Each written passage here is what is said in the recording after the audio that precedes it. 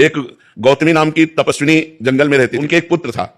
उस पुत्र को एक सांप ने काट लिया और वो जो जंगली कोलभील होते हैं वो उनके पुत्र को लाकर कहा, देवी आपका पुत्र मर चुका है और इसको सांप ने काटा है।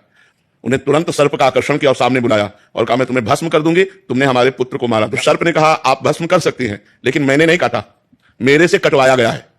किसने कटवाया? बोले मृत्यु ने। तुम्हारे बालक के ऊपर जो मृत्यु का आक्रमण हुआ उसने मुझे निमित्त बनाकर कटवाया। तो उनकी बात समझ में आ गई, तपस्विनी थी, उन्होंने मृत्यु का आकर्षण किया। मृत्यु से कहा, मैं तुम्हें भस्म कर दूंगी, तुमने बालक को सर्प से कटवाया। तो उसने कहा, मैंने नहीं कटवाया, काल ने। और काल महाबली भगवान का स्वरूप है। उन्होंने कहा, तुमने हमारे पुत्र को क्यों मृत्यु से प्रेरित करके, सर्प से प्रेरित करके कटवाया?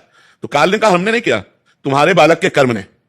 घूम के बाद कहा कि तुम्हारे बालक का कर्म ऐसा था जिससे इसको सर्प ने काटा। मेरे ही किसी जन्म का कर्म या इस जन्म का कर्म उसके दिमाग में बैठकर मुझे प्रतिक्षण दुख दे रहा है, इसलिए मुझे सहन करना चाहिए और उस व्यक्ति को क्षमा करना चाहिए, क्योंकि कर्म मेरा ही उसके ऊपर सवार है। ईमानदारी से सत्य बात मानिए, ऐसे कोई दुख सुख किसी को नहीं देता है।